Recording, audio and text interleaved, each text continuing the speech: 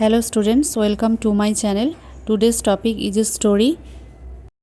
The story of two friends. Once there were two friends. One day they were returning from the school. On the way they saw beautiful rose flower in a garden. The gate was opened. They decided to pluck flowers. As they entered the garden, the owner caught one of the boy and the other boy ran away. The owner asked the boy why did he not run away like his friend.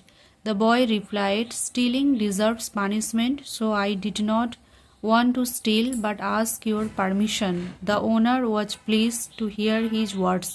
He gave the boy a flower and also rewarded by allowing him to take flowers daily.